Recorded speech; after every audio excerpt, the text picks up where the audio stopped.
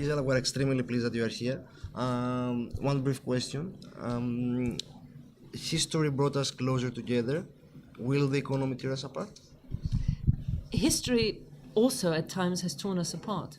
So I think geographically we are Europe, and we have to find ways of working together and living together.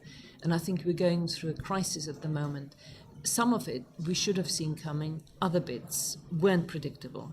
I think the real challenge is that the politicians follow where the economics and the dynamics take us and don't pursue a path irrespective of what the people and what the economists tell us we should do. So if the politicians become too stubborn because they hang on to a dream which may have had its time, then I think we will suffer. So what I would say is all sides have to be reasonable, all sides have to be generous to each other, and I think all sides also have to recognize that mistakes were made.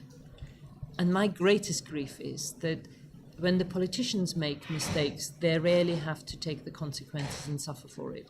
And what grieves me deeply is that if we're not careful, it will be a whole generation of young people who will be asked to pay the price for the mistakes of their fathers and mothers. And that's something which we mustn't allow to happen. Thank you very much. And just one last question. In this context of populism, especially within the South and also among the EU in more general, do you think there is any room for collaboration or any room for strengthening of bilateral, if you want, relationship, or generally for the creation or reinforcement of more EU identity? I think this has become more important than ever because, you know, we all travel across Europe, but we all take our own cultures with us. So the Brits go and look for their fish and chips and their own foods, and the Germans want their Hanuta in the shops, and, they all do the same. But do we really understand the pressures which various other countries are being put under? So I think meetings like this one today, where, a politician like me has two enormous luxuries.